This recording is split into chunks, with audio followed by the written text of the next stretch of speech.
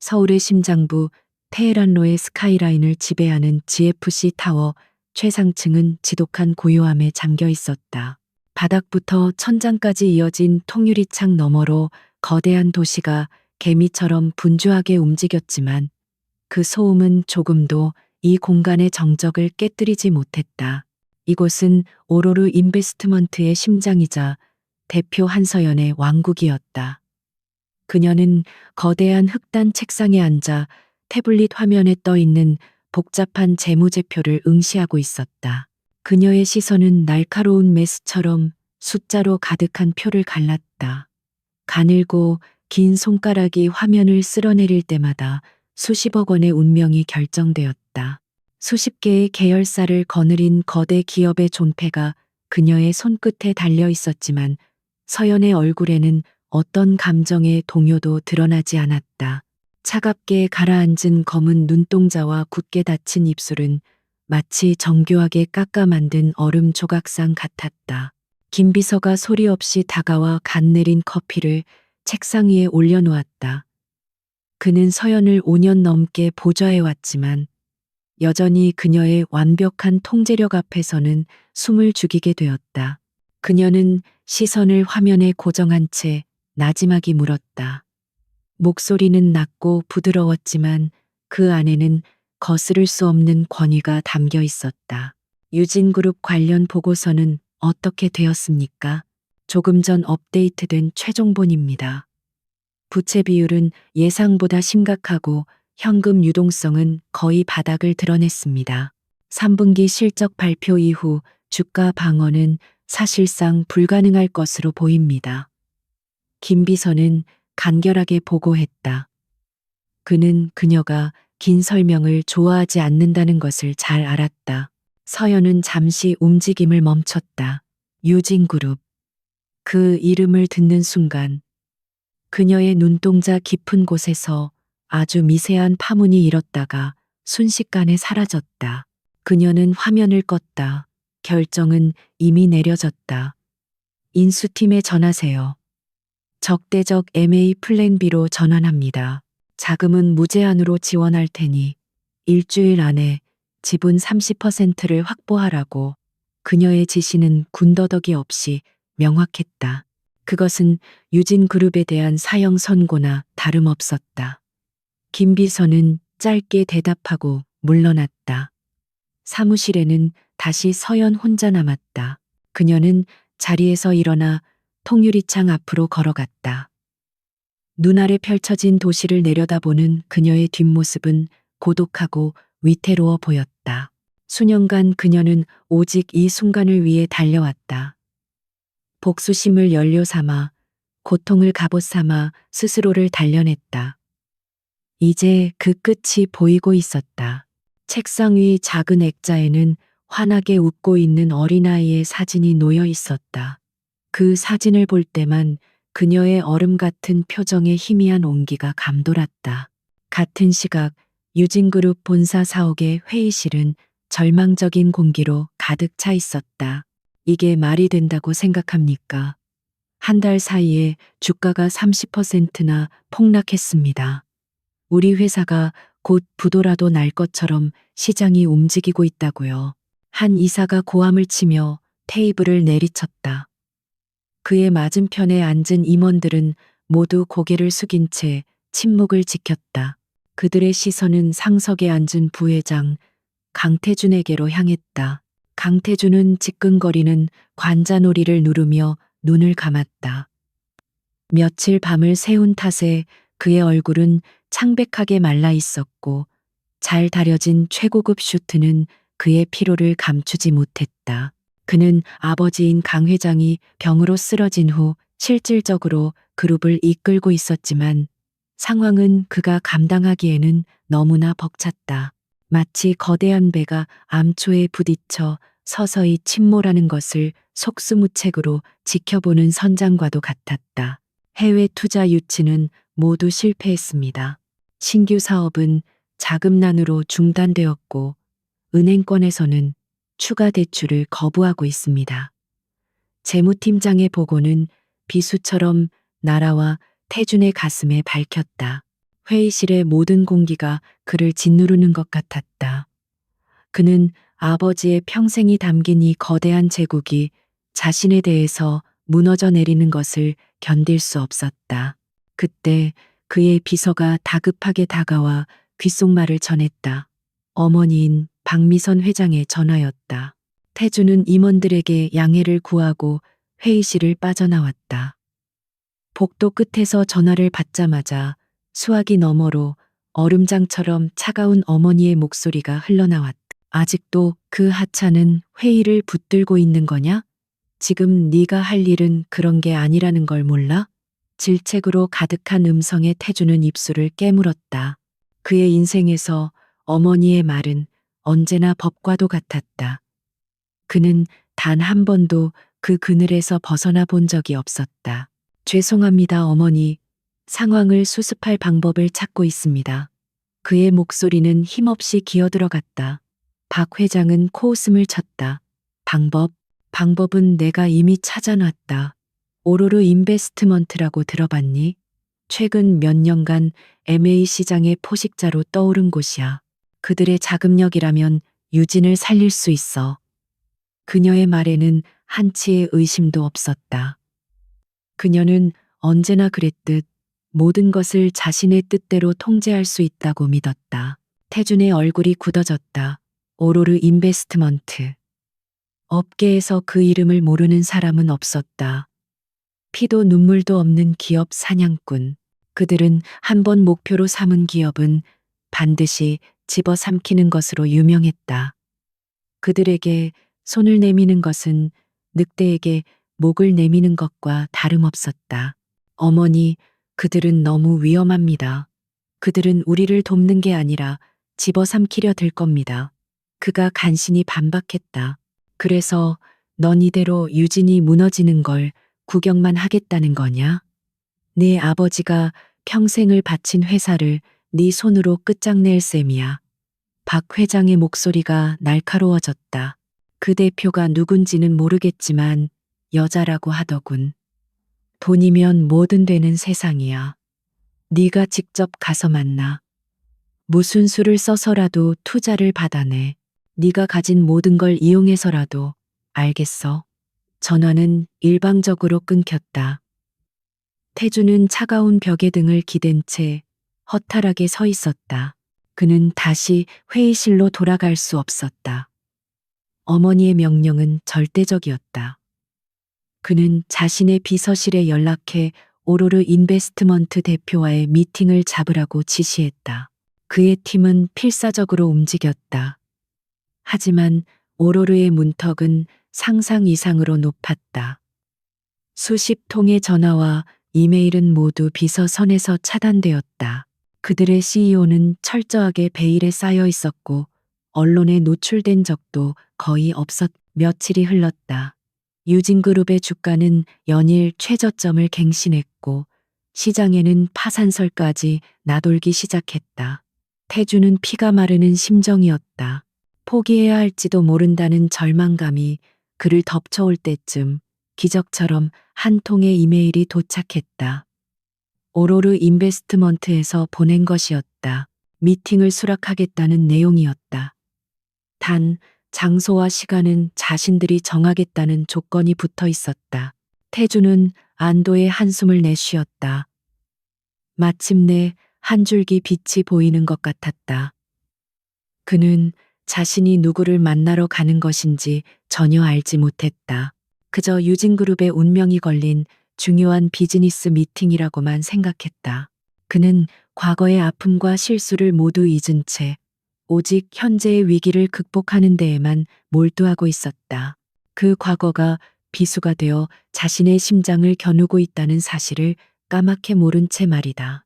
약속된 날, GFC 타워의 위용은 태준을 압도했다. 그는 마른 침을 삼키며 최상층으로 향하는 전용 엘리베이터에 올랐다. 오로르의 사무실은 예상대로 차갑고 정적인 공간이었다. 안내를 받아 회의실로 들어서자 거대한 통유리창 너머로 서울의 전경이 한눈에 들어왔다. 잠시 후 회의실 문이 열리고 한 여자가 들어섰다. 완벽하게 재단된 검은색 정장을 입은 그녀는 압도적인 존재감을 뿜어내고 있었다. 태주는 예의상 자리에서 일어나 상대를 향해 고개를 돌렸다. 그리고 그 순간 그의 세상은 산산조각이 났다. 그의 눈앞에 서 있는 사람은 지난 8년간 그의 기억 속에서 지워버리려 애썼던, 그러나 단 한순간도 잊을 수 없었던 바로 그 얼굴이었다. 한서연, 그의 전 아내. 그녀는 예전에 온화하고 순종적이던 모습은 온데간데 없이 낯설고 차가운 눈빛으로 그를 내려다보고 있었다. 그의 심장이 바닥으로 곤두박질 쳤다. 시간이 얼어붙었다.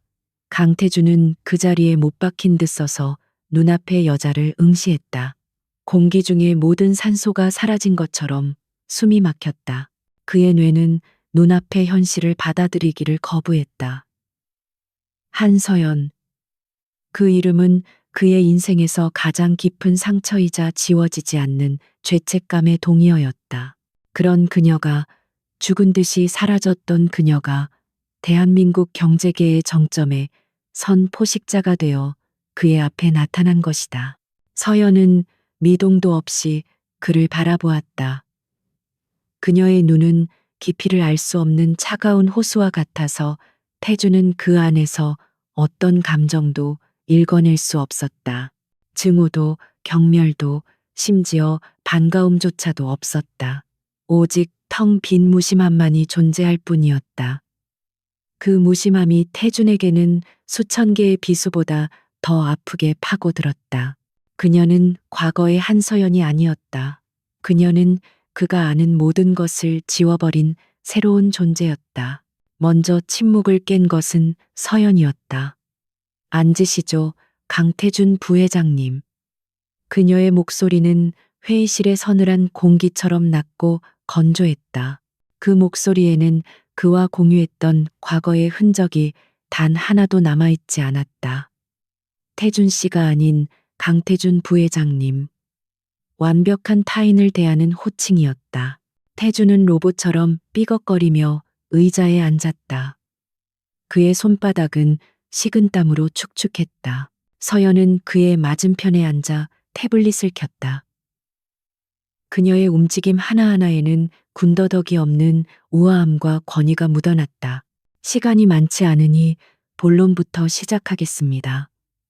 유진그룹의 현재 상황은 부회장님께서 더 잘 아실 테니 생략하죠. 그녀는 화면을 태준 쪽으로 돌렸다. 화면에는 유진그룹을 해체하고 재조립하는 수준의 가혹한 구조 조정안이 떠 있었다. 태준은 그 내용을 제대로 읽을 수 없었다. 그의 머릿속은 온통 혼란으로 가득했다. 서연 씨, 대체 이게 어떻게 된 일입니까? 그가 간신히 목소리를 뱉어냈다. 그의 목소리는 심하게 떨리고 있었다. 서연은 고개를 들지 않은 채 대답했다. 업무와 관련된 이야기는 한서연 대표로 통일해 주셨으면 합니다. 그리고 지금은 유진그룹의 생사가 걸린 미팅이지 개인적인 감상을 나누는 자리가 아닙니다. 그녀의 말은 날카로운 유리 조각처럼 그의 희망을 베어냈다. 태준의 눈앞으로 과거의 장면들이 주마등처럼 스쳐 지나갔다. 벚꽃이 흩날리던 캠퍼스에서 처음 만났던 날의 서연. 그녀는 햇살처럼 맑게 웃던 평범한 여대생이었다. 재벌가의 아들인 그에게 아무런 편견 없이 다가와준 유일한 사람이었다. 그녀의 소박한 따뜻함에 끌려 그는 어머니의 반대를 무릅쓰고 결혼을 감행했다. 그때까지만 해도 그는 그녀를 평생 지켜줄 수 있으리라 믿었다. 어리석은 착각이었다. 오로르의 제안은 간단합니다. 유진그룹의 경영권을 포함한 지분 51%를 저희에게 넘기십시오. 그 대가로 모든 부채를 상환하고 정상화에 필요한 자금을 지원하겠습니다. 서연이 제시한 조건은 사실상 그룹을 통째로 넘기라는 최후 통첩이었다. 태주는 정신을 차리려 했으며 반박했다. 경영권까지는 그건 받아들일 수 없습니다. 유진은 저희 아버님의 피와 땀이 어린 곳입니다. 서연의 입가에 처음으로 희미한 표정이 스쳤다. 그것은 비웃음에 가까웠다. 피와 땀이요? 유진그룹이 성장하는 동안 흘린 것이 과연 그것뿐이었을까요? 불법 비자금 조성, 정경유착, 계열사 일감 몰아주기. 저희가 파악한 것만 이 정도인데 더 깊이 파보면 어떤 것들이 나올지 궁금하군요. 그녀는 유진의 치부를 정확히 꿰뚫고 있었다. 태주는 아무런 대꾸도 할 수 없었다. 다시 과거의 기억이 그를 덮쳤다. 결혼 후 1년 서연이 임신 소식을 알렸을 때 그는 세상을 다 가진 듯 기뻤다. 하지만 그 기쁨은 오래가지 못했다. 어머니 박미선 회사는 다른 대기업과의 정략 결혼을 통해 유진의 셀을 확장할 계획을 세우고 있었다. 평범한 집안 출신의 며느리와 그녀의 뱃속 아이는 그 계획의 가장 큰 걸림돌이었다. 어머니는 서연을 자신의 집무실로 불렀다. 태주는 그 자리에 함께 있었지만 그저 겁에 질린 방관자일 뿐이었다. 이 아이는 유진의 명예에 흠집만 낼 뿐이다. 우리 가문의 피를 이을 자격이 없어. 박 회장의 목소리에는 한치의 온기도 없었다. 서연은 하얗게 질린 얼굴로 태준을 바라보았다. 그녀의 눈은 살려달라고, 제발 당신만은 내 편이 되어달라고 애원하고 있었다. 어머니, 제발, 서연이와 제 아이입니다. 태준이 용기를 내어 말했지만 돌아온 것은 경멸에 찬 어머니의 시선이었다. 네가 아직 철이 없구나. 사랑, 그런 하찮은 감정 노름으로 이 거대한 그룹을 지킬 수 있을 것 같으냐? 저 여자와 뱃속의 핏덩이를 버려라. 그렇지 않으면 너는 유진의 후계자 자격도 내 아들 자격도 박탈당할 것이다. 어머니의 협박 앞에서 그의 사랑은 무력했다. 그는 끝내 서연의 손을 놓아버렸다. 또한 강태준 부회장님과 박미선 회장님의 개인 자산 역시 이번 계약의 담보로 제공되어야 합니다. 서연의 목소리가 태준을 끔찍한 기억 속에서 현실로 끌어냈다. 그는 고개를 저었다. 서연 씨, 제발 이러지 마시오. 우리가 어떻게 이렇게 마주할 수 있단 말입니까? 내가 다 잘못했소. 그러니 제발. 그의 목소리는 애원으로 변해 있었다. 서연은 마침내 태블릿에서 눈을 떼고 그를 정면으로 응시했다. 그녀의 눈빛은 너무나 차가워서 태주는 온몸이 얼어붙는 듯했다. 잘못했다고요? 강태준 씨, 당신은 잘못한 게 아닙니다. 당신은 선택을 한 겁니다. 유진그룹의 명예와 당신의 안위를 나와 당신의 아이 대신에, 그리고 나 역시 지금 선택을 하는 중입니다. 철저히 비즈니스적인 선택을. 그녀는 자리에서 일어났다. 그것은 미팅이 끝났다는 신호였다. 고려할 시간은 24시간 드리겠습니다. 내일 이 시간까지 답변이 없다면 저희는 예정대로 플랜 B를 실행할 겁니다. 유진그룹이 공중분해되는 것을 보고 싶지 않다면 현명한 판단을 하시길 바랍니다. 그녀는 마지막 말을 남기고 조금의 망설임도 없이 회의실을 나갔다. 그녀의 또각거리는 구두 소리가 태준의 심장을 무겁게 짓밟는 것 같았다. 혼자 남은 태준은 거대한 유리창 앞에 서서 망연자실하게 도시를 내려다보았다. 마지막 기억이 그의 머리를 후벼 팠다. 차가운 병실, 수술 동의서에 서명을 강요당하던 서연의 텅 빈 눈동자. 제발, 태준 씨, 우리 아기. 그녀의 마지막 애원을 외면하고 돌아서던 자신의 비겁한 뒷모습. 그는 아이를 지키지 못했고 사랑하는 여자를 지키지 못했다. 그는 모든 것을 가졌지만 결국 가장 중요한 모든 것을 잃어버린 것이었다. 그는 비틀거리며 GFC 타워를 빠져나왔다. 화려한 서울의 거리는 마치 다른 세상처럼 낯설게 느껴졌다. 8년 전 그는 명예를 위해 한 여자의 인생과 한 생명을 짓밟았다. 그리고 이제 그 여자가 그의 모든 것을 짓밟기 위해 돌아왔다. 이것은 단순한 비즈니스 거래가 아니었다. 이것은 처절하고 잔인한 복수극의 서막이었다. 그리고 그는 그 무대의 가장 비참한 주인공이 될 운명이었다. 죄책감과 절망감이 해일처럼 그를 덮쳤다. 유진그룹 본사 회장실의 공기는 살얼음판처럼 팽팽했다. 강태준은 어머니 박미선 회장 앞에 고개를 숙인 채 서 있었다. 그는 오로르 인베스트먼트와의 미팅 결과를 축약하고 또 축약해서 보고했지만 가장 중요한 사실, 그 대표가 한서연이라는 사실을 꺼내는 순간 박 회장의 얼굴은 분노로 일그러졌다. 그녀는 손에 들고 있던 값비싼 찻잔을 대리석 테이블에 거칠게 내려놓았다. 쨍하는 날카로운 소리가 태준의 심장을 찔렀다. 박 회장은 한동안 아무 말도 하지 않았다. 그녀는 창밖을 바라보며 분노를 사귀는 듯했다. 그녀의 옆모습은 얼음처럼 차가웠고 그 안에는 맹수와도 같은 잔인함이 서려 있었다. 태주는 숨을 죽인 채 어머니의 다음 말을 기다렸다. 감히 그 천박한 계집애가 갓난쟁이 목숨을 담보로 내게서 돈 몇 푼 뜯어내 도망친 것도 모자라서 이제는 내 앞길을 가로막겠다고? 그녀의 목소리는 낮았지만 그 안에는 들끓는 경멸과 살기마저 담겨 있었다. 태주는 입술을 깨물었다. 어머니는 8년 전 그 사건을 그렇게 기억하고 있었다. 서연이 아이를 빌미로 돈을 요구하고 사라진 파렴치한 여자로, 그것이 박 회장이 스스로 만들어낸 그리고 태준에게 주입시킨 거짓된 진실이었다. 하지만 서연의 차가운 눈빛을 마주하고 온 지금 태준은 그 모든 것이 자기 기만이었음을 깨달았다. 어머니, 서연 씨는 그런 사람이 아닙니다. 그녀는 완전히 다른 사람이 되었습니다. 우리가 얕볼 상대가 아닙니다. 박 회장은 획 몸을 돌려 아들을 노려보았다.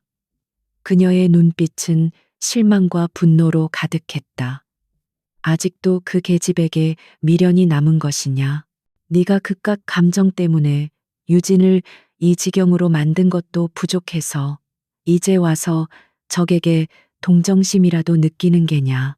한심한 녀석. 그녀의 질책에 태주는 아무런 대답도 할 수 없었다. 그는 어머니의 꼭두각시였고 단 한 번도 그 줄을 끊어낼 용기를 내지 못했다. 박 회장은 다시 자리에 앉아 손가락으로 테이블을 두드리기 시작했다.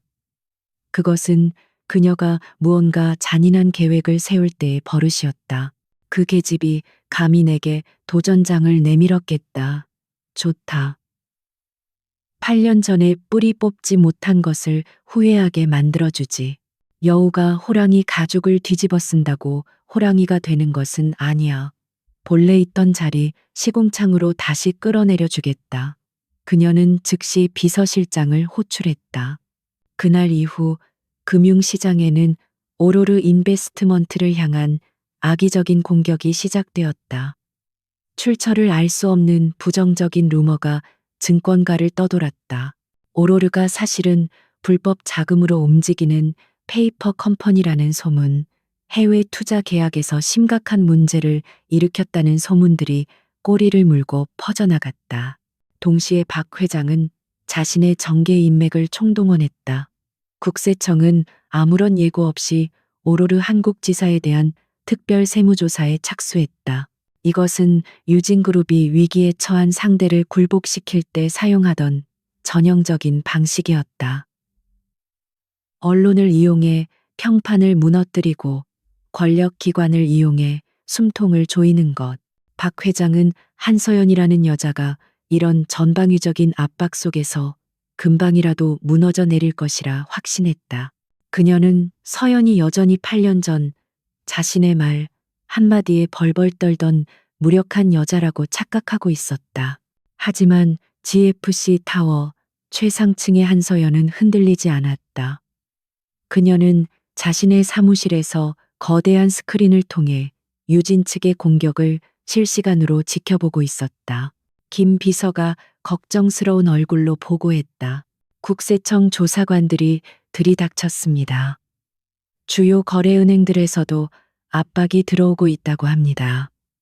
대표님, 이 모든 것의 배후에 박미선 회장이 있는 것이 분명합니다. 서연은 눈을 가늘게 떴다. 모든 것이 그녀의 예상대로 흘러가고 있었다. 예상했던 바입니다. 그 여자는 언제나 이런 식으로 자신의 불안감을 감추죠. 비열하고 예측 가능하고 그래서 상대하기 쉽습니다. 그녀의 목소리는 놀라울 정도로 차분했다. 그녀는 이미 이 모든 상황을 시뮬레이션하고 대비책을 세워두었던 것이다. 그녀의 팀은 국세청 조사에 한치의 오차도 없이 완벽한 자료를 제출했고 악성 루머에 대해서는 법적 대응팀이 즉각 반박 자료를 배포했다. 박 회장의 공격은 견고한 성벽에 부딪힌 파도처럼 힘없이 부서졌다. 하지만 서연은 방어에만 그치지 않았다. 그녀는 이제 반격할 시간이라고 판단했다. 김 비서, 준비하라고 했던 자료 언론사에 넘기세요. 단, 우리가 배우라는 사실은 절대 알려져서는 안 됩니다. 가장 신뢰도가 낮지만 가장 자극적으로 기사를 쓰는 인터넷 언론사를 이용하세요. 그녀의 지시는 냉정하고 정확했다. 며칠 후 한 인터넷 매체를 통해 단독 기사가 터져나왔다. 유진그룹의 여러 계열사 중 하나인 유진건설이 수년간 거액의 비자금을 조성해 왔다는 내용이었다. 기사는 매우 구체적인 증거 자료와 내부자 제보 형식을 띠고 있었다. 처음에는 그저 그런 삼류 매체의 폭로 기사로 치부되었지만 그 내용이 너무나 상세했기에 다른 언론사들이 앞다투어 기사를 받아쓰기 시작했다. 파문은 순식간에 일파만파로 퍼져나갔다. 유진그룹의 주가는 다시 한번 폭락했다. 더 심각한 문제는 내부에서 발생했다. 서연이 터뜨린 비자금의 최종 수혜자는 박 회장의 최측근인 전무라인이었다. 이 사실이 알려지자 그동안 박 회장의 독단적인 경영에 불만을 품고 있던 다른 이사들이 목소리를 내기 시작했다. 특히 박 회장의 라이벌 격인 상무는 이 기회를 놓치지 않고 이사회를 소집해야 한다고 주장했다. 강태주는 이 모든 상황을 지켜보며 깊은 무력감에 빠졌다. 그는 어머니의 방식이 잘못되었다는 것을 알았지만 막을 수 없었고 서연의 반격이 얼마나 치명적인지 뼈저리게 느끼고 있었다. 그녀는 유진이라는 거대한 성을 외부에서 공격하는 것이 아니었다. 가장 약한 내부의 균열을 정확히 파고들어 성 전체를 무너뜨리려 하고 있었다. 그는 밤늦게 아무도 없는 자신의 집무실에 앉아 서랍 깊숙한 곳에 넣어두었던 낡은 앨범을 꺼냈다. 앨범 속에는 서영과 함께 찍은 사진들이 있었다. 행복하게 웃고 있는 두 사람. 사진 속의 그는 모든 것을 가졌다고 믿었던 젊은 남자였다. 하지만 그는 몰랐다. 자신이 가진 가장 소중한 것을 스스로 내버리게 될 줄은. 그는 사진 속 서연의 얼굴을 가만히 쓰다듬었다. 그녀의 미소는 이제 다시는 볼 수 없는 과거의 유물이 되어버렸다. 죄책감이 그의 목을 졸랐다. 그는 대체 무엇을 위해 그녀와 아이를 버렸던 것일까?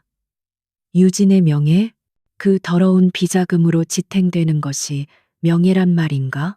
박미선 회장은 자신의 집무실에서 보고를 받으며 분노에 차서 몸을 떨었다. 오로르를 향한 자신의 공격은 아무런 효과도 거두지 못한 반면 정체불명의 내부 고발로 인해 자신의 입지가 흔들리고 있었다. 그녀는 이 모든 것이 한서연의 계략이라는 것을 직감했다. 그 연약해 보이던 계집이 8년 만에 자신을 위협하는 무서운 괴물이 되어 돌아온 것이다. 박 회장은 처음으로 아주 희미한 불안감을 느꼈다. 상대는 자신이 생각했던 것보다 훨씬 더 영리하고 잔인했다. 첫 번째 수는 완벽하게 그녀의 패배였다. 유진그룹 이사회 회의실은 폭풍전야와 같았다. 비자금 스캔들로 인해 소집된 긴급 이사회에서 박미선 회장은 사태를 수습하려 애썼지만 이사들의 눈에는 이미 불신과 의심이 가득했다. 특히 평소 박 회장과 대립각을 세워왔던 조 상무는 이 기회를 놓치지 않았다. 그는 날카로운 목소리로 박 회장의 경영 능력에 대한 책임을 정면으로 물었다. 회장님, 이번 사태는 단순한 회계 부정이 아닙니다. 그룹의 도덕성과 투명성에 치명적인 상처를 입힌 것입니다. 이런 상황에서 어떻게 시장의 신뢰를 회복할 수 있겠습니까? 조 상무의 발언은 시작에 불과했다. 그를 필두로 다른 이사들도 그동안 쌓아왔던 불만을 터뜨리기 시작했다. 박 회장이 아들인 강태준 부회장에게만 힘을 실어주며 독단적으로 그룹을 운영해온 결과가 바로 이것이라는 비난이 쏟아졌다. 박 회장은 분노로 얼굴이 굳었지만 다수의 이사들이 등을 돌린 상황에서 예전처럼 권위를 내세울 수 없었다. 그녀는 이 모든 것이 한서연의 계략임을 알았지만 증거가 없었다. 내부의 적이 외부의 적보다 더 무서운 법이다. 한서연은 유진이라는 거대한 배에 스스로 구멍을 내게 만들어 서서히 침몰시키고 있었다. 강태준은 회의 내내 아무 말도 하지 못한 채 무너져가는 어머니의 성을 무력하게 지켜볼 뿐이었다. 같은 시각 한서연은 자신의 사무실에서 유진그룹 이사회의 실시간 보고를 받고 있었다. 스크린에는 조 상무의 얼굴과 그의 이력, 그리고 그의 숨겨진 야망에 대한 분석 자료가 떠 있었다. 탐욕은 때로 가장 강력한 동맹이 되기도 하죠. 서연은 나지막이 읊조렸다. 그녀의 다음 수는 이미 정해져 있었다. 그녀는 김 비서에게 지시했다. 우리가 관리하는 해외 페이퍼 컴퍼니 명의로 조 상무에게 접촉하세요. 제안은 달콤하게, 하지만 우리의 정체는 철저히 숨겨야 합니다. 며칠 후 조 상무는 은밀한 제안을 받았다. 막대한 자금력을 가진 한 해외 투자사가 유진그룹의 경영권 교체를 원하며 그 주인공으로 자신을 지목했다는 내용이었다. 그들이 원하는 것은 유진그룹의 안정적인 지분이었고 그 대가로 조 상무에게는 회장 자리와 막대한 성공 보수를 약속했다. 조 상무는 오랜 시간 고민하지 않았다. 박미선과 강태준을 몰아내고 유진의 주인이 될 수 있는 일생일대의 기회였다. 그는 기꺼이 내부의 배신자가 되기로 결심했다.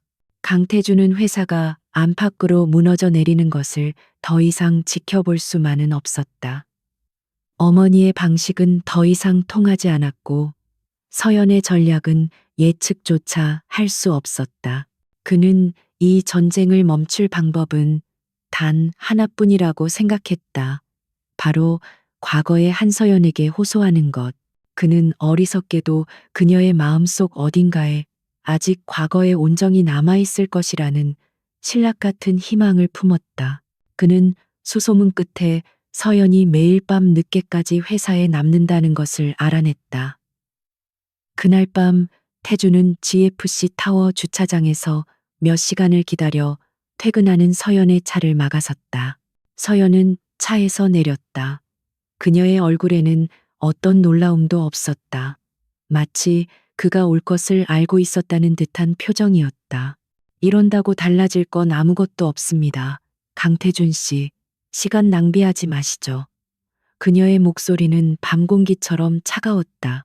태주는 절박하게 그녀에게 다가갔다. 제발, 서연 씨, 제발 그만해줘. 내가 다 잘못했어. 당신과 우리 아이에게 평생 씻을 수 없는 죄를 지었어.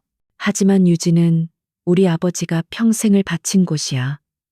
제발 그것만은 무너뜨리지 말아줘. 당신이 원하는 게 뭐야? 돈이라면 얼마든지 주겠어. 내가 가진 모든 걸 다 줄게. 그의 목소리는 거의 울음에 가까웠다. 서연은 그의 애원을 싸늘한 눈으로 바라보았다. 그녀의 입가에 경멸적인 미소가 걸렸다. 돈, 당신은 아직도 모든 것을 돈으로 해결할 수 있다고 믿는군요. 8년 전에도 그랬죠. 당신 어머니가 내게 돈 봉투를 던지며 이 돈 받고 내 아들 인생에서 영원히 꺼지라고 했을 때 당신은 그 옆에서 아무 말도 하지 못했죠. 그녀의 말 한마디 한마디가 태준의 심장을 후벼 팠다. 그녀는 한 걸음 더 그에게 다가섰다. 그녀의 눈빛은 증오로 이글거렸다. 내가 원하는 게 뭐냐고? 당신이 지키고 싶어 하는 그 모든 것이 당신 눈앞에서 산산조각 나는 걸 보고 싶어. 당신이 명예라고 부르는 그 위선적인 껍데기가 벗겨지고 당신의 어머니가 쌓아 올린 성이 무너져 내리는 걸 보고 싶다고. 당신이 내게서 모든 걸 앗아갔듯이 나도 당신에게서 모든 걸 앗아갈 거야. 태주는 그녀의 말에 할 말을 잃었다. 그녀의 증오가 얼마나 깊은지 비로소 깨달았다. 그는 무너지듯 말했다. 그날 병원에서 내가 정말 미안했어. 그의 사과는 공허하게 흩어졌다. 서연은 차갑게 웃었다. 미안해. 당신은 그날의 진실을 제대로 알기나 해? 당신과 당신 어머니가 지불한 대가는 내 침묵을 위한 것이었지. 내 복종을 위한 게 아니었어. 당신들은 나를 너무 얕봤던 거야. 지불한 대가. 그 말이 태준의 뇌리에 밝혔다. 어머니는 분명 서연이 위자료를 받고 아이를 지운 후 조용히 사라졌다고 했다. 하지만 서연의 말은 무언가 다른 뉘앙스를 풍기고 있었다. 마치 그 돈이 아이를 지운 대가가 아니라 다른 무언가를 위한 입막음용이었다는 것처럼 아주 작은 의심의 씨앗이 그의 마음속에서 싹트기 시작했다. 서연은 더 이상 그와 말을 섞고 싶지 않다는 듯 몸을 돌려 차에 올랐다. 차가 매정하게 그의 곁을 스쳐 지나갔다. 태주는 텅 빈 주차장에 한참 동안이나 홀로 서 있었다. 서연과의 대화는 그의 마지막 희망을 짓밟았지만 동시에 그의 마음에 새로운 불씨를 지폈다. 그는 더 이상 어머니가 만들어준 진실 속에 안주할 수 없었다.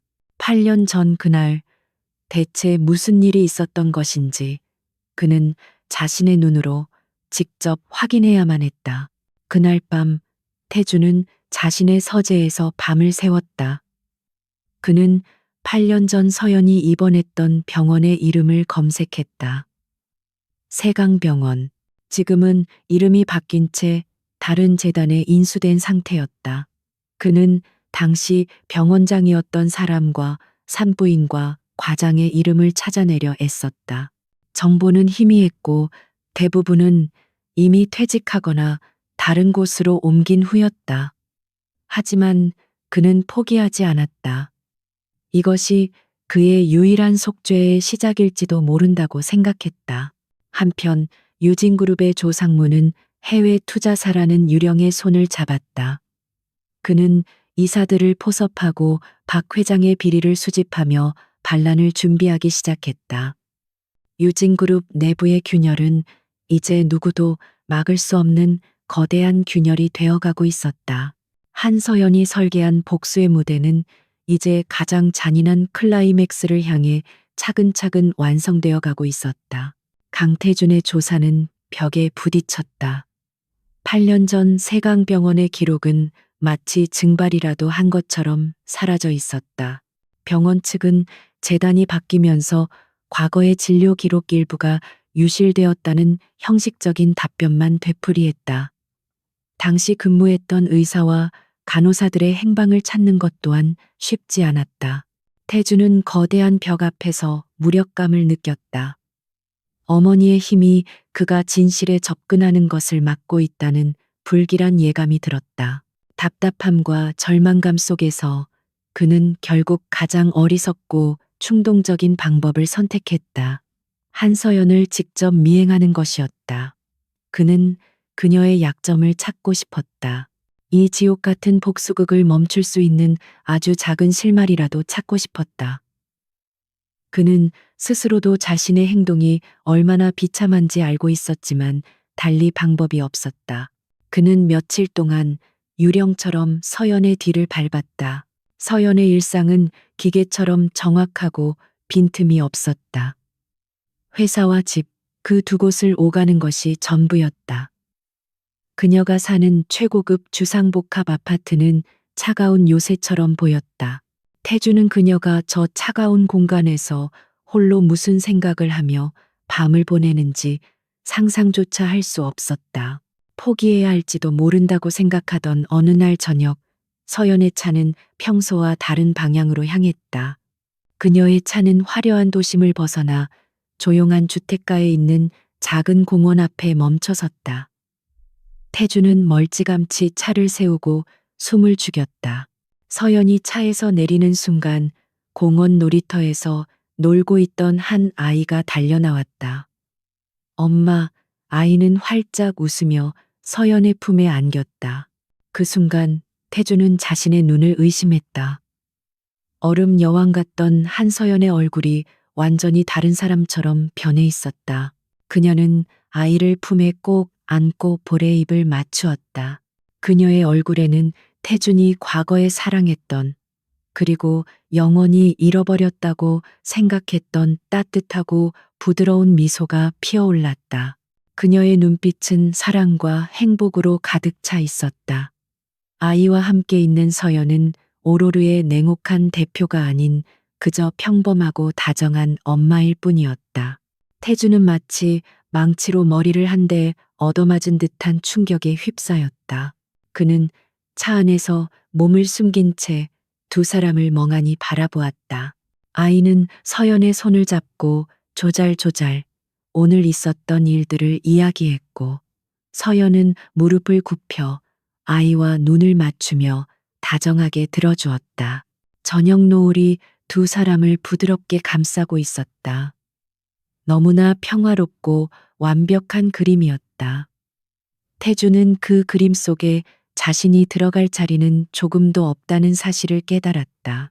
심장이 시리도록 아파왔다. 그는 아이의 얼굴을 자세히 보려고 애썼다. 아이는 서연을 많이 닮았지만 웃을 때 살짝 휘어지는 눈매나 입가의 희미한 선이 이상하게 낯설지 않았다.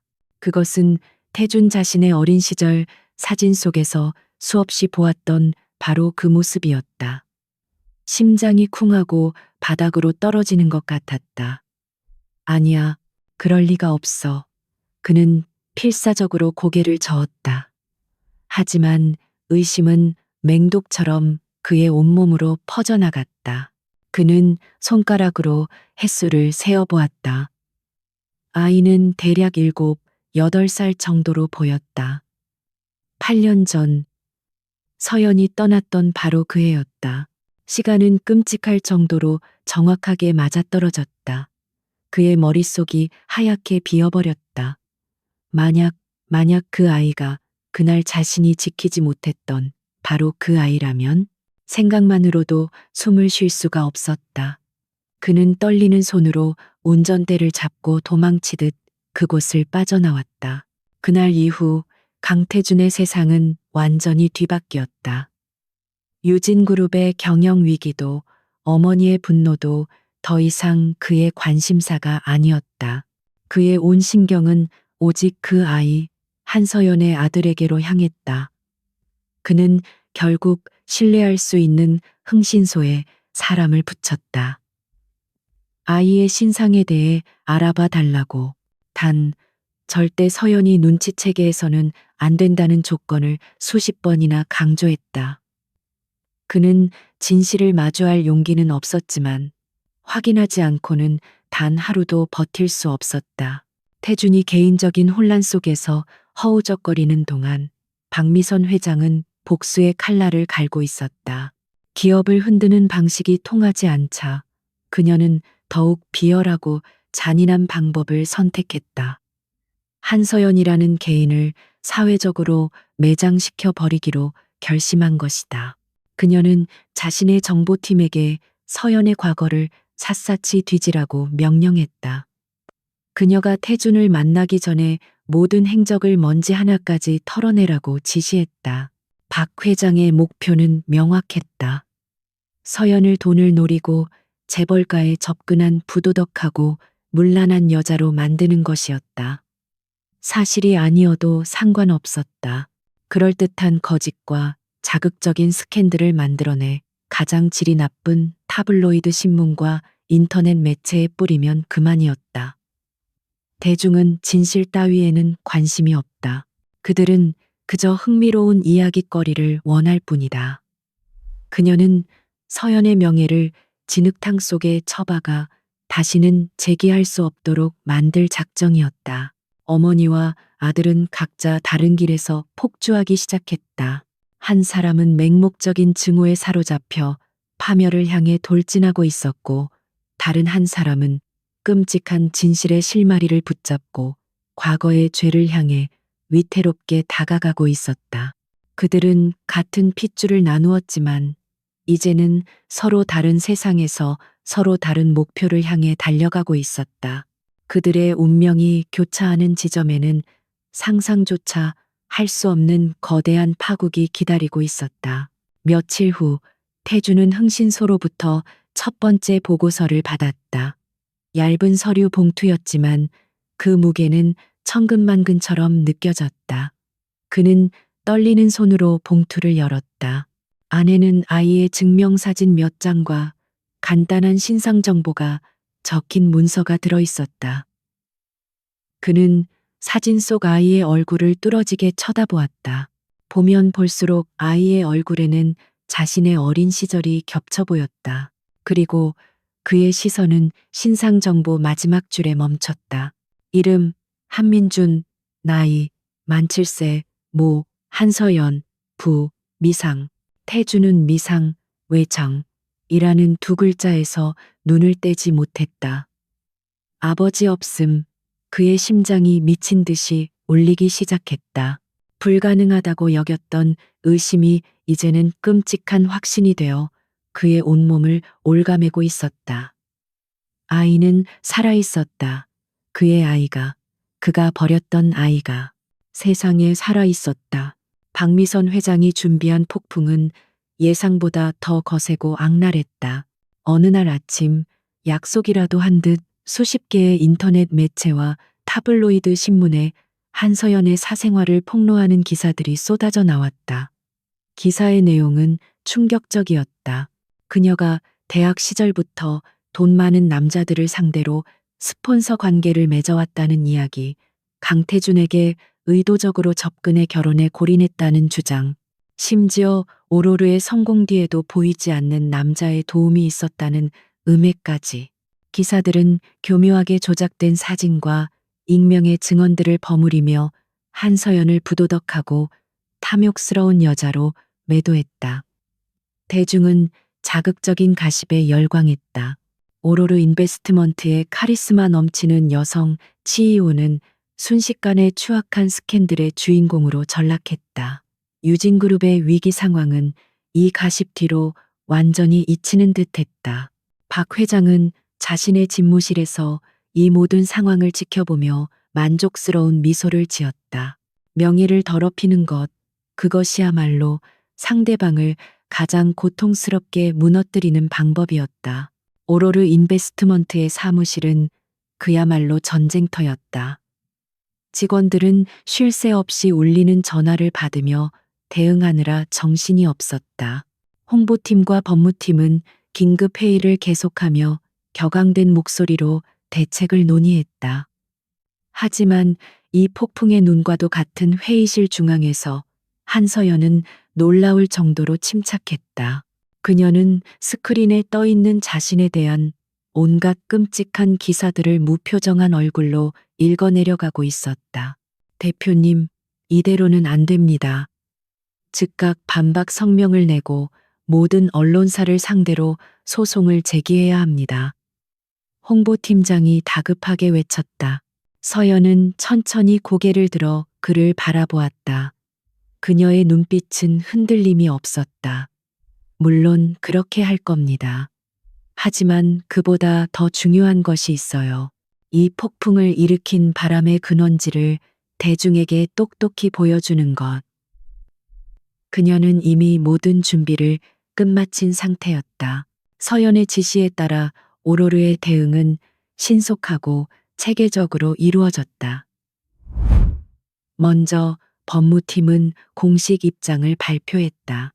모든 루머는 허우깬쥐한 허위 사실이며 기사를 작성하고 유포한 모든 개인과 언론사에 대해 민영사상 책임을 끝까지 묻겠다고 경고했다. 동시에 기사에서 제기된 의혹들을 구체적인 증거를 통해 조목조목 반박하는 자료를 배포했다.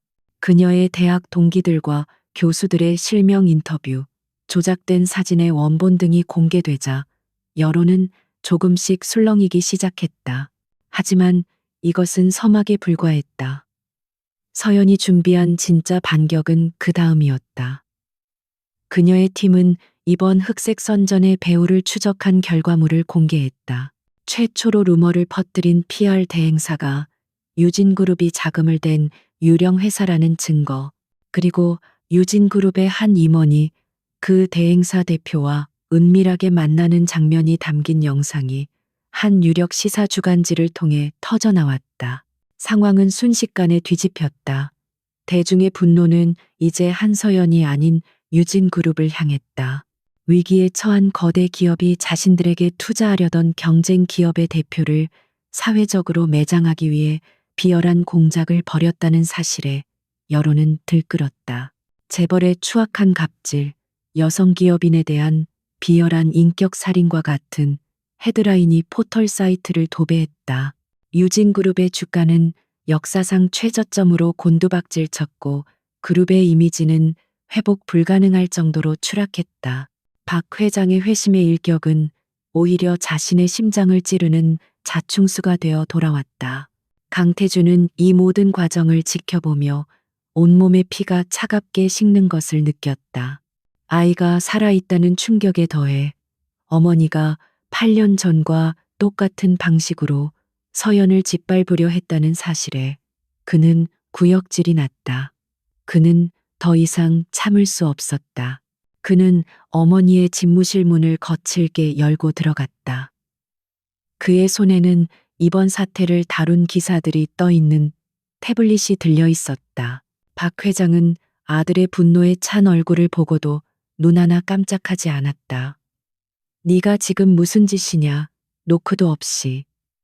그녀의 목소리는 여전히 차가웠다. 태주는 태블릿을 그녀의 책상 위로 집어 던졌다. 이게 대체 무슨 짓입니까? 어떻게 사람을 이렇게까지 망가뜨릴 수 있습니까? 8년 전에도 이러셨죠. 서연이에게 했던 그 잔인한 짓을 이제 와서 또 반복하시는 겁니까? 그의 목소리는 분노와 절망으로 터져 나왔다. 박 회장은 태블릿을 거들떠보지도 않은 채 아들을 쏘아보았다. 시끄럽다. 전쟁에서는 수단과 방법을 가리지 않는 법이다. 저 계집이 먼저 우리 유진을 위협했다. 그녀에게는 어떤 죄책감도 없었다. 태주는 기가 막혀 헛웃음을 터뜨렸다. 그는 한 걸음 더 다가가 어머니의 책상을 손으로 내리치며 포효했다. 그의 인생에서 처음 있는 반항이었다. 전쟁이라고요? 이건 전쟁이 아니라 어머니의 추악한 집착일 뿐입니다. 이제 그만하세요. 제가 다 알아봤습니다. 그는 숨을 몰아쉬며 가장 깊은 곳에 담아두었던 말을 꺼냈다. 아이가 살아있더군요. 한민준. 제 아들 맞죠. 어머니는 저를 속였습니다. 8년 동안 저를 완벽하게 속여왔던 겁니다. 그의 눈에는 핏발이 서 있었다. 그 순간 박미선 회장의 얼음 같던 표정에 처음으로 균열이 생겼다. 아주 짧은 순간이었지만 당황한 기색이 스쳐 지나갔다. 하지만 그녀는 곧 평정을 되찾았다. 그녀는 자리에서 일어나 아들에게 다가섰다. 그리고는 그의 뺨을 어루만지며 지극히 연민 어린 목소리로 말했다. 그 목소리는 너무나 부드러워서 오히려 소름이 끼쳤다. 태준아, 내 아들, 그 여자에게 단단히 홀렸구나. 그 여자가 어디서 고아라도 하나 데려와서 내 아이인 척 연극을 벌이고 있는 게다. 내 마음을 흔들어서 유진을 통째로 삼키려는 수작이야. 제발 정신 차려라. 어떻게 내 어미인 나보다 그 독사 같은 계집의 말을 더 믿을 수가 있니? 그녀의 부인은 완벽했고 그녀의 연기는 흠잡을 데가 없었다. 그녀는 끝까지 아들을 기만하고 통제하려 했다. 하지만 태주는 더 이상 속지 않았다. 그는 어머니의 손을 차갑게 뿌리쳤다. 그는 어머니의 눈동자 깊은 곳에서 진실을 보았다. 흔들리는 동공, 순간적으로 스쳐 지나간 공포. 그는 모든 것을 확신했다. 아니요, 이번엔 틀리셨습니다. 어머니, 저는 더 이상 어머니의 꼭두각시로 살지 않을 겁니다. 그는 차갑게 말을 뱉고 뒤돌아섰다. 집무실을 나오는 그의 등 뒤로 박 회장의 날카로운 비명이 들려왔지만 그는 멈추지 않았다. 그와 어머니를 연결하던 끈은 오늘로써 완전히 끊어졌다. 이제 그에게 남은 것은 단 하나였다. 자신의 죄를 인정하고 어떤 대가를 치르더라도 서영과 그의 아이에게 속죄하는 것. 그는 이제 자신의 가족과도 싸워야 할 운명이었다. 거대한 폭풍이 그의 눈앞에서 몰아치고 있었다. 어머니와의 격렬한 다툼 이후 강태주는 더 이상 망설이지 않았다. 그는 흥신소의 모든 인력을 총동원해 8년 전 세강병원 산부인과에 근무했던 의료진을 다시 샅샅이 추적하기 시작했다. 그의 목표는 단 한 사람이었다. 당시 산부인과 수간호사였던 최선영. 의사나 병원장은 어머니의 권력에 매수되었을 가능성이 높지만 매일 환자를 돌보는 간호사는 양심의 가책을 이기지 못할 수도 있다는 마지막 희망 때문이었다. 며칠간의 끈질긴 추적 끝에 마침내 최선영 간호사의 행방을 찾아냈다. 그녀는 서울을 떠나 남쪽의 작은 항구 도시에서 조용히 살고 있었다. 이미 은퇴하여 작은 화원을 가꾸며 지낸다는 보고였다. 마치 세상의 모든 소음으로부터 도망치려는 듯한 삶이었다. 태주는 보고를 받자마자 망설임 없이 차를 몰아 그곳으로 향했다. 몇 시간의 운전 끝에 도착한 그곳은 시간이 멈춘 듯 평화로운 마을이었다. 그는 수소문 끝에 최 간호사의 집을 찾아냈다. 아담한 정원에는 예쁜 꽃들이 가득했지만 태준의 눈에는 그 어떤 아름다움도 들어오지 않았다. 문을 두드리자 희끗희끗한 머리에 중년 여인이 경계심 가득한 얼굴로 문을 열었다. 그녀가 바로 최선영이었다. 태준이 자신의 신분을 밝히자 그녀의 얼굴은 순식간에 새하얗게 질렸다. 그녀는 문을 닫으려 했지만 태준이 간절하게 막아섰다. 제발, 제발, 제 이야기를 들어주십시오. 그의 목소리는 애처롭게 떨렸다. 최 간호사는 그를 집 안으로 들이지도 내쫓지도 못한 채 문 앞에서 벌벌 떨었다. 그녀는 지난 8년간 이 순간이 올까봐 매일 밤을 두려움 속에서 지새웠다. 태주는 그녀를 위협하지 않았다. 대신 그는 무너져 내렸다. 그는 주머니에서 구겨진 민준의 사진을 꺼내 그녀에게 보여주었다. 이 아이, 제 아들입니다. 살아 있었습니다. 저는 제 아들이 세상에 있는 줄도 모르고 8년을 살았습니다. 제발 부탁입니다. 그날 8년 전 세강병원에서 무슨 일이 있었는지 제게 말해주세요. 저는 진실을 알아야 합니다. 그래야 제 남은 인생을 속죄하며 살 수 있습니다. 그의 눈에서 뜨거운 눈물이 흘러내렸다. 한때 세상을 다 가진 듯 오만했던 재벌 3세의 모습은 온데간데 없었다. 오직 죄책감에 짓눌린 한 남자만이 서 있었다. 태준의 진심 어린 눈물에 최선영의 단단했던 경계심이 마침내 무너져 내렸다. 그녀 역시 지난 8년간 그날의 기억을 가슴에 묻고 죄책감에 시달려왔다. 그녀는 태준을 집 안으로 들였다. 작은 거실에 앉아 그녀는 떨리는 목소리로 8년간 굳게 닫아두었던 진실의 문을 열기 시작했다. 그녀의 고백은 태준이 상상했던 것보다 훨씬 더 끔찍하고 잔인했다. 그날 한서연 씨는 거의 제정신이 아니었어요. 넋이 나간 사람처럼 눈은 텅 비어 있었죠. 곧 수술실로 들어가야 하는데 마치 살아있는 시체 같았어요. 최 간호사는 그날의 서연을 떠올리며 눈시울을 붉혔다. 그녀는 박미선 회장이 병원에 나타났을 때의 일을 생생하게 기억하고 있었다. 박 회장은 병원장실로 직행했고 그곳에서 거액의 돈이 오갔다는 소문이 파다했다. 박 회장님은 수술 전에 서연 씨의 병실에 단둘이 들어갔어요. 무슨 대화가 오갔는지는 모르지만 그녀가 나온 뒤 서연 씨는 완전히 무너져 있었어요. 그리고 제게 다가와 아무 말 없이 제 손을 잡았어요. 그 눈빛이 아직도 잊히지가 않아요. 살려달라는 눈빛이었어요. 자신을 살려달라는 게 아니라 뱃속의 아이를 살려달라는 절규였죠. 최 간호사는 그 순간 양심과 두려움 사이에서 갈등했다. 하지만 결국 그녀는 한 생명을 외면할 수 없었다. 저는 의사 선생님 몰래 진정제를 투여하는 척하며 서연 씨를 잠재웠어요. 그리고 수술 기록에는 수술 완료라고 허위로 기재했죠. 그리고 그날 밤 모두가 퇴근한 후에 제가 뒷문을 통해 서연 씨를 병원 밖으로 빼냈습니다. 제 비상금을 털어 손에 쥐어주며 절대로 뒤돌아보지 말고 멀리 도망가라고 했어요. 태주는 숨을 쉴 수가 없었다. 어머니가 말했던 위자료는 서연에게 간 것이 아니었다. 그것은 진실을 덮기 위해 병원장과 의사에게 건네진 추악한 뇌물이었던 것이다.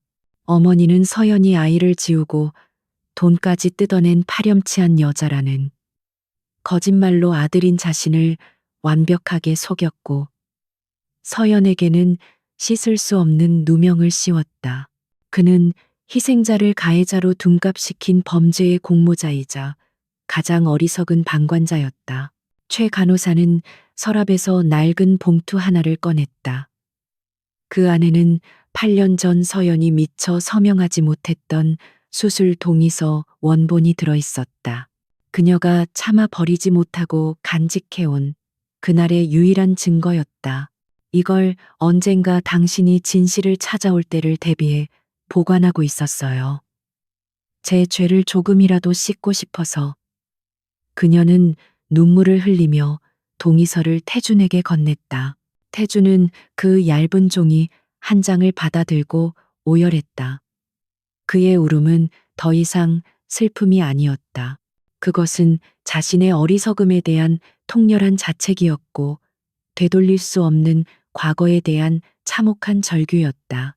그는 사랑하는 여자가 자신을 지켜주리라 믿었던 바로 그 남자에게 가장 처참하게 버림받았을 때 얼마나 절망스러웠을지 감히 상상조차 할 수 없었다. 그는 자신의 손으로 행복을 파괴하고 사랑을 죽이고 진실을 외면했다. 그는 최 간호사에게 몇 번이고 고개를 숙여 감사와 사죄를 전하고 집을 나섰다. 서울로 돌아오는 차 안에서 그는 더 이상 울지 않았다. 그의 눈물은 모두 말라버렸고 그 자리에는 차갑고 단단한 결심만이 남았다. 그는 이제 모든 것을 알았다. 서연의 복수가 얼마나 정당한지, 그녀의 증오가 얼마나 깊은 뿌리에서 자라났는지, 그리고 자신이 무엇을 해야 하는지도 깨달았다. 그는 더 이상 유진그룹의 후계자가 아니었다. 그는 이제 정의를 집행해야 할 한 명의 죄인이었다. 설령 그 끝이 자신의 모든 것을 파괴하는 길이라 할지라도 결전의 날이 밝아오고 있었다. 한서연이 소집한 유진그룹 임시주주총회가 하루 앞으로 다가왔다. 오로르 인베스트먼트의 사무실은 24시간 불이 꺼지지 않았다. 회의실의 거대한 스크린에는 유진그룹의 지분 구조와 주요 주주들의 성향 분석, 그리고 박미선 회장을 끌어내릴 결정적인 증거 자료들이 최종적으로 정리되어 있었다.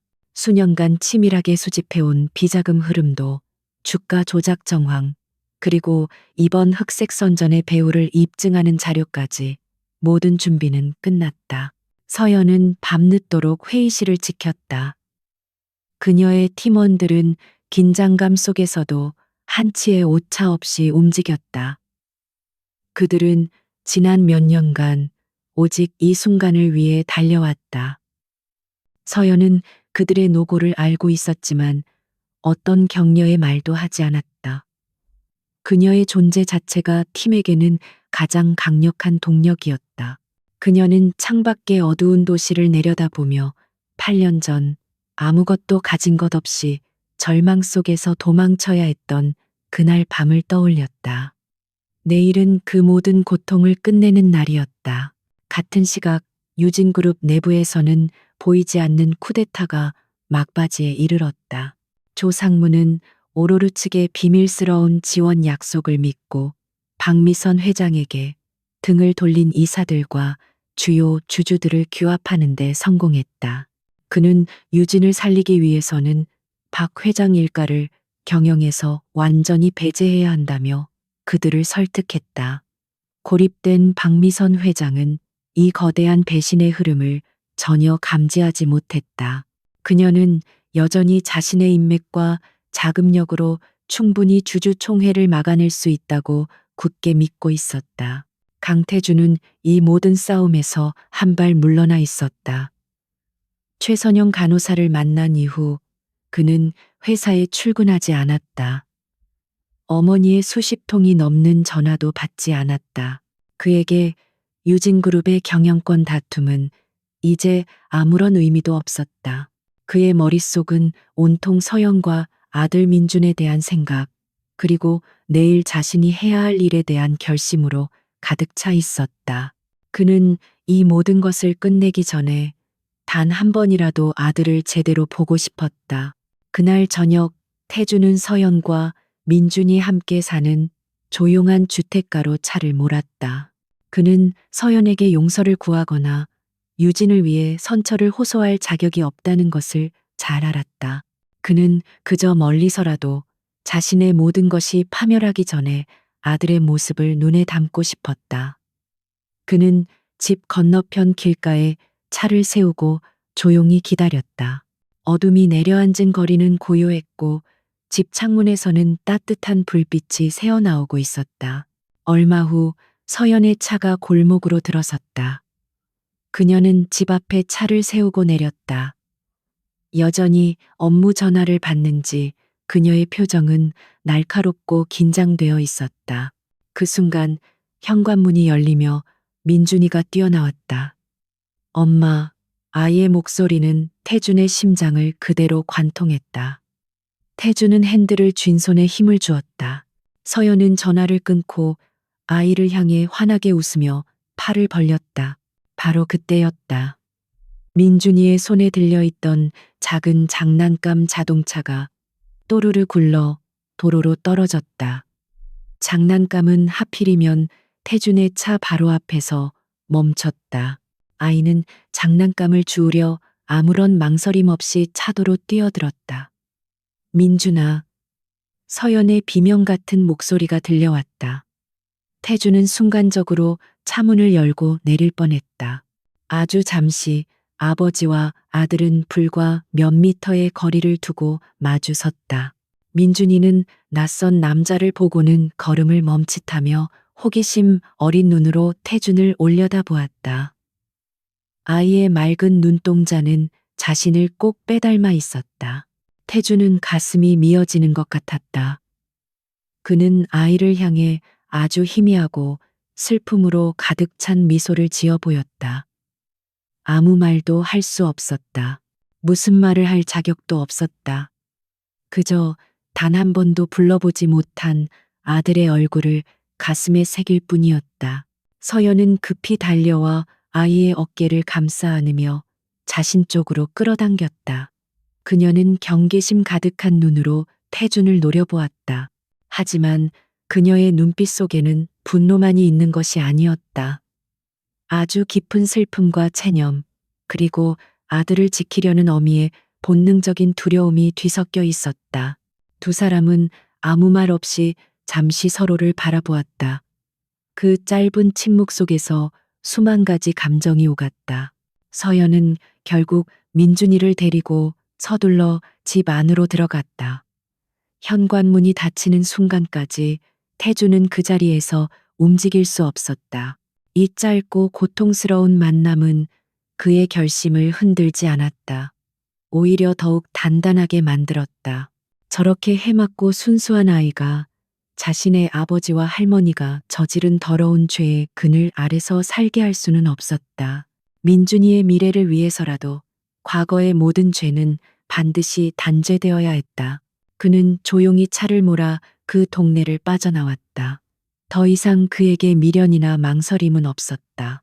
그는 차를 세우고 자신의 변호사에게 전화를 걸었다. 그의 목소리는 강철처럼 차갑고 단호했다. 내일 주주총회에서 제가 발언을 할 겁니다. 증인으로서 모든 사실을 밝힐 겁니다. 필요한 준비를 해두세요. 전화기 너머 변호사의 당황한 목소리가 들려왔지만 태주는 조용히 전화를 끊었다. 모든 조각이 맞춰졌다. 심판의 날을 위한 무대는 이제 완벽하게 준비되었다. 내일 모든 것이 끝날 것이다. 임시 주주총회가 열리는 호텔 연회장은 대한민국 경제계의 모든 이목이 집중된 거대한 무대와 같았다. 수많은 주주들과 경영진, 그리고 특종을 노리는 기자들로 발 디딜 틈이 없었다. 공기는 보이지 않는 스파크가 튀는 것처럼 팽팽했다. 박미선 회장은 마치 개선 장군처럼 자신을 따르는 임원들을 거느리고 당당하게 입장했다. 그녀는 여전히 승리를 자신하는 듯 유력 주주들과 악수를 나누며 여유로운 미소를 지어 보였다. 얼마 후 한서연이 그녀의 팀과 함께 모습을 드러냈다. 그녀가 들어서는 순간 연회장의 모든 소음이 거짓말처럼 잦아들었다. 화려하게 꾸민 박 회장과 달리 서연은 단순하고 절제된 검은색 정장 차림이었다. 하지만 그녀에게서는 그 어떤 장신구보다도 빛나는 차갑고 압도적인 존재감이 뿜어져 나왔다. 강태주는 아무도 모르게 행사장 뒤편 구석에 자리를 잡았다. 그는 가족들을 위한 지정석이 아닌 가장 어두운 그림자 속에 자신을 감추었다. 주주총회는 예정대로 시작되었다.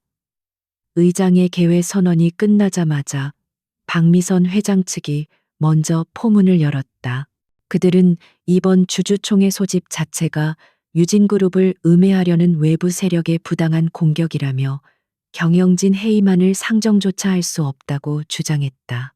박미선 회장은 직접 단상에 올라 기업 사냥꾼의 손에서 유진의 위대한 유산을 지켜내겠다며 카리스마 넘치는 감성적인 연설을 펼쳤다. 일부 주주들이 그녀의 연설에 동요하는 듯했다. 마침내 한서연이 단상에 올랐다.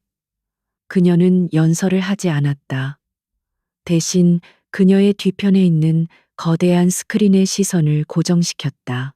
저는 말로 싸우지 않겠습니다. 오직 사실만을 보여드리겠습니다. 그녀의 차분한 목소리가 장내에 울려 퍼졌다. 첫 번째 화면에는 유진그룹의 비밀 계좌에서 수백억 원의 비자금이 조성되어 해외 조세 피난처로 흘러들어간 내역이 띄워졌다. 날짜, 금액, 계좌번호까지 모든 것이 완벽했다. 장내가 술렁이기 시작했다. 서연은 멈추지 않았다.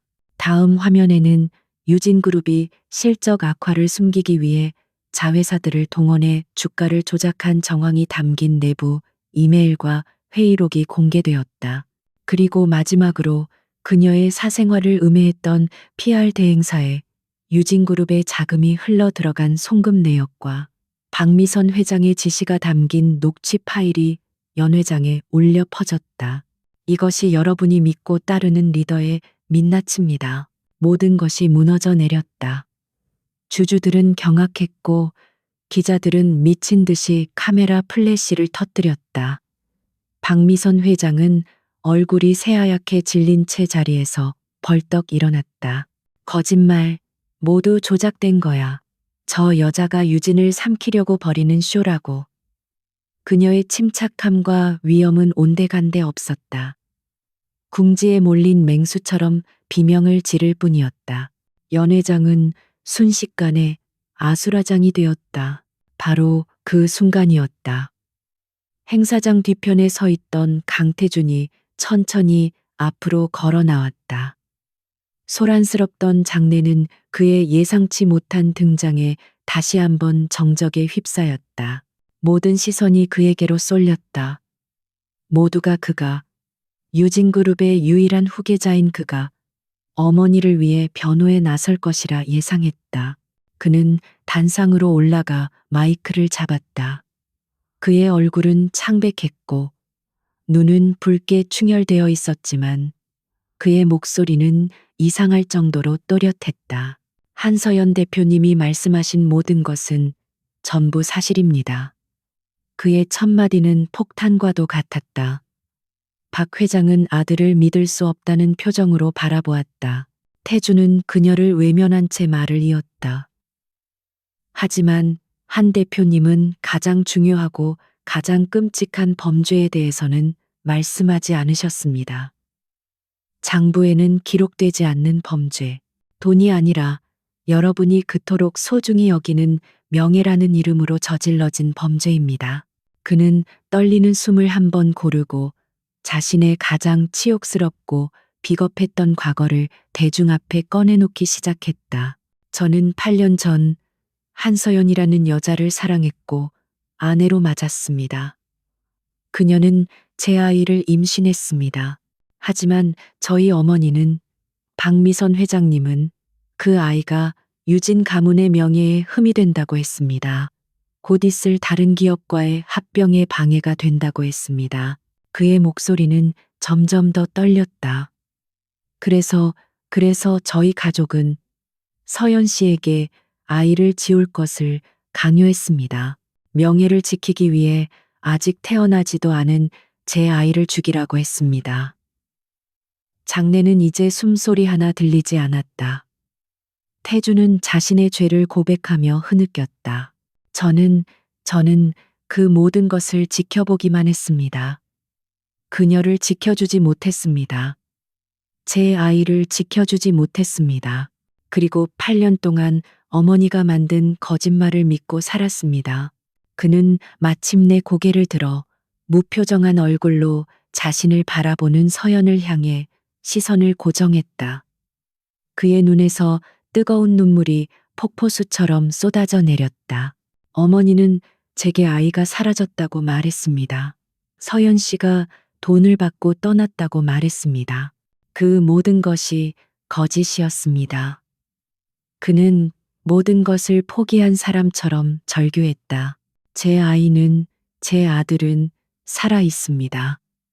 올해로 7살입니다. 저는 제 아들이 세상에 살아 숨쉬고 있다는 사실조차 모르고 살아온 애비입니다. 모든 고백이 끝나는 순간 그의 온몸에서 힘이 빠져나갔다. 그는 단상 위에서 수백 명의 사람들 앞에서 서연을 향해 무릎을 꿇었다. 그는 통곡했다. 소리 내어 우는 것이 아니라 영혼이 부서지는 듯한 깊고 처절한 울음이었다. 서연아, 미안하다. 정말 미안하다. 그것은 용서를 구하는 말이 아니었다. 어떤 것도 되돌릴 수 없음을 아는 죄인의 뒤늦고 무의미한 참회였다. 연 회장은 완벽한 침묵에 잠겼다.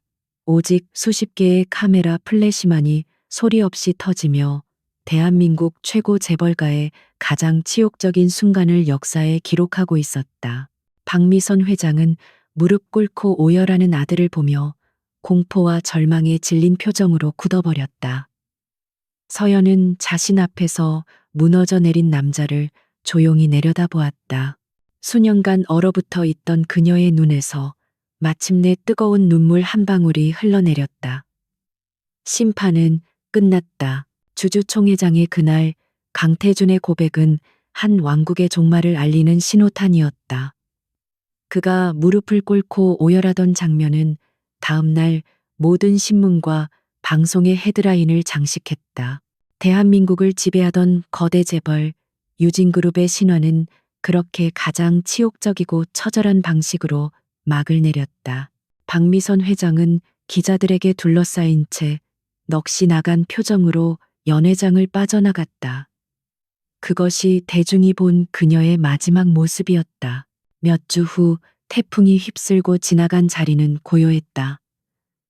유진그룹은 결국 해체를 맞았다. 오로르 인베스트먼트는 약속대로 부실 자산을 정리하고 우량 계열사만을 인수하여 새로운 전문 경영인 체제를 구축했다. 한서연은 피도 눈물도 없는 기업 사냥꾼의 본 모습으로 돌아가 유진의 잔해를 냉정하게 처리했다. 그녀의 복수는 사적인 감정으로 시작되었지만 그 마무리는 철저히 비즈니스적인 원칙에 따라 이루어졌다. 박미선 회장은 구속되었다. 주가 조작, 횡령, 배임, 불법 비자금 조성, 그리고 8년 전의 강요죄까지 그녀의 죄는 낱낱이 밝혀졌다. 평생을 바쳐 쌓아 올린 명예와 부는 한순간에 잿더미가 되었다.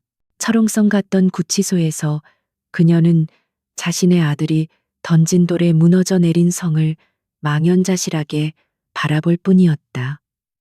사회는 그녀에게 탐욕의 여왕이라는 별명을 붙여주었다. 강태준은 검찰 조사에 성실히 임했다. 그는 자신이 알고 있는 유진의 모든 비리를 털어놓았고 경영에 참여했던 자신의 책임 또한 피하지 않았다. 그는 상속받을 모든 재산을 포기했으며 자신의 명의로 된 자산 전부를 사회에 환원했다. 재판에서 그는 참작의 여지를 받아 집행유예를 선고받았지만 그에게는 종신형보다 더 무거운 형벌이 남아 있었다. 그것은 바로 자신의 죄를 안고 평생을 살아가는 것이었다. 시간이 흘렀다. 한서연은 서울을 떠났다. 그녀는 오로르의 경영 일선에서 물러나 신뢰하는 후배에게 대표 자리를 물려주었다. 그녀의 전쟁은 끝났고 이제는 전리품을 누릴 시간이었다. 그녀는 바다가 보이는 조용한 마을에 예쁜 집을 짓고 아들 민준과 함께 새로운 삶을 시작했다. 더 이상 그녀의 얼굴에는 얼음 같은 긴장감이 없었다. 그녀는 아침마다 아들의 손을 잡고 학교에 데려다 주고 오후에는 함께 바닷가를 산책하는 평범한 엄마가 되었다. 그녀는 민준과 함께 모래성을 쌓으며 자신이 지난 몇 년간 쌓아 올렸던 복수라는 성을 떠올렸다. 그 성은 화려하고 견고했지만 결국 파도가 밀려오면 사라질 운명이었다. 하지만 지금 아들과 함께 쌓는 이 작은 모래성은 비록 금방 무너질지라도 그 안에 진짜 행복과 웃음이 담겨 있었다. 그녀는 비로소 자신이 무엇을 위해 싸웠는지 깨달았다. 그것은 파멸이 아니라 바로 이 평범하고 소중한 일상을 지키기 위함이었다. 강태준 역시 세상에서 자취를 감췄다. 사람들은 그가 해외로 떠났다고도 하고 어딘가에서 이름도 바꾸고 조용히 살고 있다고도 했다. 그는 실제로 한적한 시골 마을에서 목공소의 직원으로 일하고 있었다. 재벌 3세였던 그의 손은 이제 나무를 깎고 다듬느라 거칠어져 있었다. 그는 땀 흘려 일하고 소박한 밥을 먹으며 좁은 단칸방에서 잠이 들었다. 그는 모든 것을 잃었지만 아이러니하게도 마음은 8년 만에 처음으로 편안했다. 그는 서연과 민준의 삶에 결코 나타나지 않았다. 그것이 그가 할 수 있는 최소한의 속죄라고 생각했다. 대신 그는 한 달에 한 번 변호사를 통해 서연에게 편지를 보냈다. 편지에는 민준의 안부를 묻는 내용과 함께 그가 직접 만든 작은 나무 장난감이 동봉되어 있었다. 그는 아들에게 아빠라고 불릴 자격이 없음을 알기에 그저 민준이를 항상 응원하는 한 사람이라고만 자신을 소개했다. 1년이 지난 어느 날 민준의 8번째 생일이었다. 서연은 정원에서 친구들을 초대해 작은 파티를 열어주었다. 파티가 끝날 무렵 변호사를 통해 어김없이 태준의 소포가 도착했다. 이번에는 정교하게 깎아 만든 나무 범선과 함께 짧은 편지가 들어 있었다. 서연은 늘 그랬듯 편지를 먼저 읽어보았다. 사랑하는 나의 아들 민준에게 생일을 진심으로 축하한다. 아빠는 네가 세상에서 가장 용감하고 따뜻한 선장이 되기를 기도한단다. 이 배가 너의 꿈을 향한 멋진 항해를 함께 해주기를. 멀리서 언제나 너를 사랑하는 아빠가. 서연은 편지를 들고 한참을 서 있었다. 그녀의 마음 속에서 오랫동안 응어리져 있던 마지막 증오의 얼음 조각이 조용히 녹아내리는 것을 느꼈다. 그녀는 더 이상 그를 미워하지 않았다. 용서한 것은 아니었다. 그저 이해하게 된 것이었다. 그녀는 조용히 민준에게 다가갔다. 그리고 아이의 손에 나무배와 함께 편지를 쥐어주었다. 민준아, 이건 너의 아빠가 보낸 선물이란다. 그녀는 처음으로 고통 없이 아빠라는 단어를 입에 올렸다. 민준은 호기심 가득한 눈으로 배와 편지를 번갈아 보았다. 아이는 아직 모든 것을 이해하지 못했지만 언젠가는 알게 될 것이다. 자신의 아버지가 어떤 사람이었는지, 그리고 자신의 어머니가 얼마나 위대한 싸움을 했는지. 이야기는 그들의 재회로 끝나지 않았다. 사랑이 다시 시작되지도 않았다. 하지만 그것은 새로운 시작이었다. 증오와 복수의 사슬을 끊고 각자의 자리에서 자신의 삶을 살아가는 것. 상처를 안고도 내일을 향해 나아가는 것. 그것이야말로 진정한 의미의 새로운 새벽이었다. 바닷가 마을의 수평선 너머로 눈부신 아침 해가 떠오르고 있었다.